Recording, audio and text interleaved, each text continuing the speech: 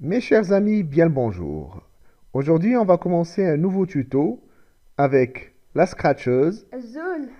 et Yacine. Bonjour. Voilà, donc on a choisi un nouveau format où on va venir vous présenter un tutoriel sur Python pour vous apprendre à le programmer, à le dompter. Tutoriel. Ah oui, tutoriel. Et donc, je vais avoir les commentaires de nos deux amis ici présents.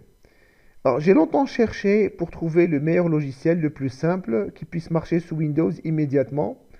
Donc il y a le site de python.org où on peut télécharger les différentes versions de Python pour Windows. Euh, et puis après, je me suis tourné vers un autre logiciel qui s'appelle WinPython. Donc là, si vous voulez prendre la version originale, donc je vous conseille de prendre un exécutable qui est celui-là, donc Windows x9064 Executable Installer. C'est pas très gros, hein, c'est de l'ordre de 26-27 mégas. Ou alors vous avez également une version qui s'appelle WinPython et qui est aussi en libre service, c'est sur GitHub. Et je vous la conseille. Donc notre tutoriel va l'utiliser. Alors, actuellement ils sont sur la version 3.7 et vous pouvez télécharger directement. Ça c'est une version minimale, c'est 28 mégas. Une version complète avec Qt, mais qui est beaucoup plus lourde, de l'ordre de 400 mégas pour faire des graphiques, des jeux. Donc on va commencer petit. On va commencer d'abord par cette version-là. Donc je vous invite à la télécharger. Je l'ai déjà fait. Et donc, je viens et je vais lancer l'installation. Alors, en attendant que ça s'installe, à quoi sert Python? Bonne question. Alors Python, c'est un langage de programmation qui a été développé par des Anglais. Alors ça n'a rien à voir avec le serpent, bien que c'est l'origine du nom vient du célèbre sketch des Monty Python. Alors les Monty Python, c'est qui? Le fromage. Donc les Monty Python, c'est des humoristes anglais qui font des petites vannes. Vous pouvez aller voir la vidéo du marchand de fromage sur YouTube. Alors ça s'installe assez rapidement, comme vous pouvez le voir. On va attendre un petit peu. Pendant ce temps-là, je peux vous présenter la documentation. Donc là, je reviens pour la documentation sur le site web de python.org que vous voyez ici. Donc il y a plusieurs, vous pouvez le mettre en français. Donc vous choisissez le numéro de la version. Donc là, on a pris quasiment la dernière qui est utilisable, qui est stable. Euh, alors, je vous ai présenté trois pages ici. Donc la bibliothèque standard, la référence du langage Python et puis l'installation des modules. Donc pour chacune, on va commencer par la référence du langage Python. Donc vous allez avoir l'explication sur les opérateurs, les délimiteurs, comment est-ce que on écrit un programme Python. Donc l'utilisation des espaces, elle est très importante. Donc on verra tout ça.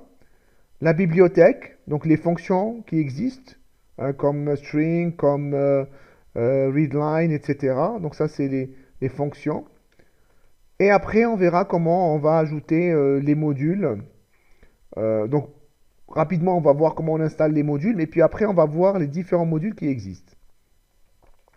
Bien, il a peut-être fini de s'installer. Voilà, c'est fini. Alors, une fois qu'on a installé, il faut l'installer dans un directory bien spécifique. Donc moi, j'ai choisi de l'installer dans le directory WPI 3670. Donc ça, c'est la version standard. Donc, bon, ça vient d'être installé, on est le 8 décembre. Et donc, il vaut mieux l'installer à la racine. Alors, très bien. Donc, il vous a installé une ribambelle de programmes. Alors, cela dit, la version light qu'on a installée, la version 0 qu'on a pris ici, donc on a pris là, la version 0 qu'on a pris là, elle est très légère.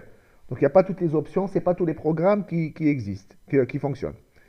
Donc nous, on va commencer par ce qu'on appelle un IDE. Donc voilà, je lance. J'ai cliqué ou pas? Apparemment. Il n'y a rien qui se passe. Voilà, voilà. Donc, on a ce qu'on appelle un shell. Et le shell, c'est ce qui va nous permettre d'exécuter le programme. Alors, on va vérifier que ça fonctionne déjà. Donc, on va créer un nouveau fichier qu'on va enregistrer donc, dans notre tuto 0. Donc, je crée mon directory tuto 0. Voilà, voilà. Je prends ce chemin et Alt File, Save, et je vais enregistrer mon tuto 0. Donc il va lui rajouter automatiquement l'extension PI. Et donc on va écrire notre premier programme, print, pour vérifier si ça marche. Donc là, automatiquement, j'ai la suggestion déjà de ce que je peux écrire. Donc là, je vais écrire bonjour.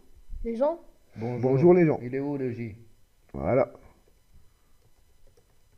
Moins agressif quand même.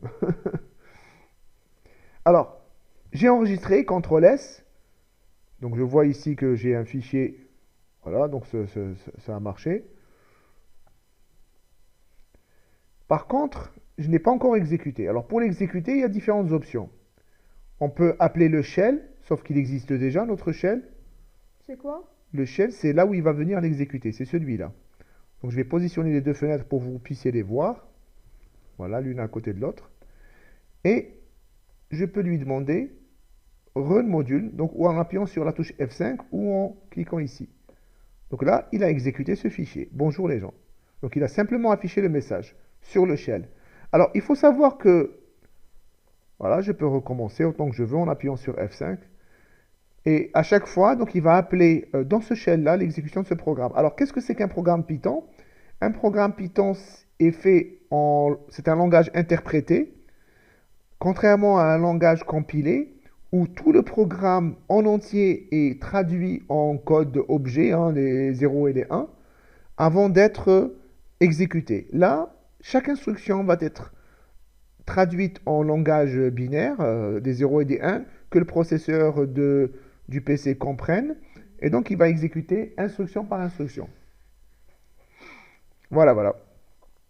Alors, maintenant, je vais passer à l'installation des modules. Alors, qu'est-ce que c'est qu'un module ou une bibliothèque? Un module ou une bibliothèque, c'est par exemple une extension au langage Python.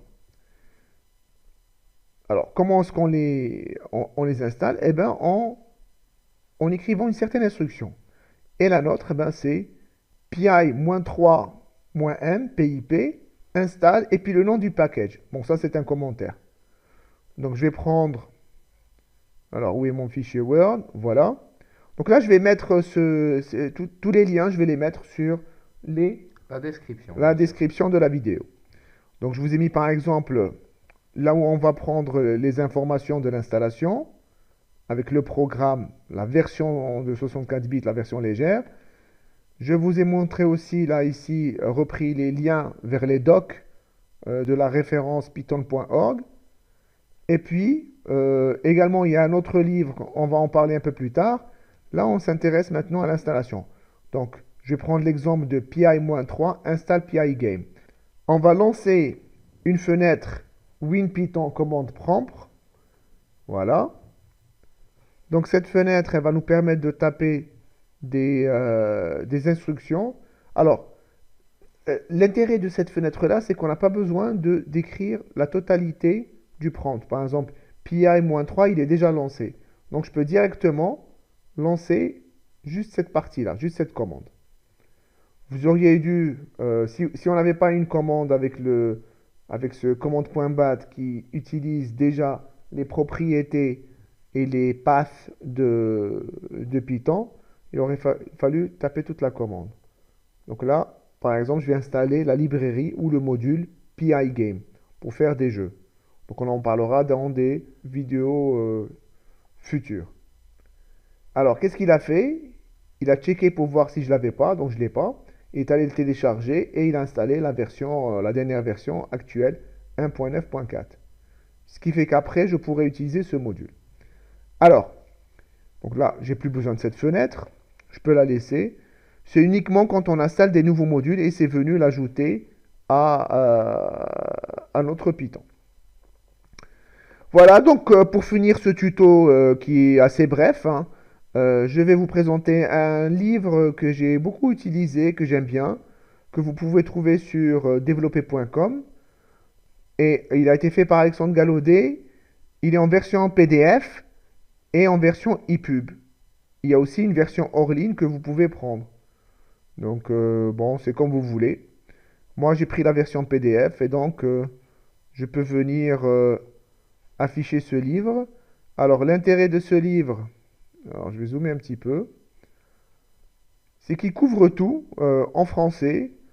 Il explique ce que c'est que le langage Python, les méthodes, le dictionnaire, les instructions, et puis il commence après par parler des modules complémentaires comme le temps, tout ce qui est traitement d'image, comment on dessine une courbe, etc., les bases de données, le XML, faire du serveur FTP, etc. Donc ça va vraiment loin, hein. Ça va vraiment loin. Bon, je ne sais pas si on pourra couvrir tout ça, certainement pas. Mais le plus intéressant pour nous, c'est de comprendre le langage, comment est-ce qu'on écrit une méthode, etc. Voilà, voilà, j'espère que cette première partie a été intéressante pour vous. Donc, notre premier petit programme est tout simple. Donc, n'hésitez pas à installer et puis à essayer votre programme. Et puis, rendez-vous à la prochaine épisode. Bye Merci. bye. Laissez un pouce bleu. N'oubliez surtout pas de vous abonner à notre chaîne EMB System et puis à mettre des likes, à propager l'information pour nous faire un peu de publicité et avoir plus de monde. Allez, au revoir les gens. Ciao. Bye bye.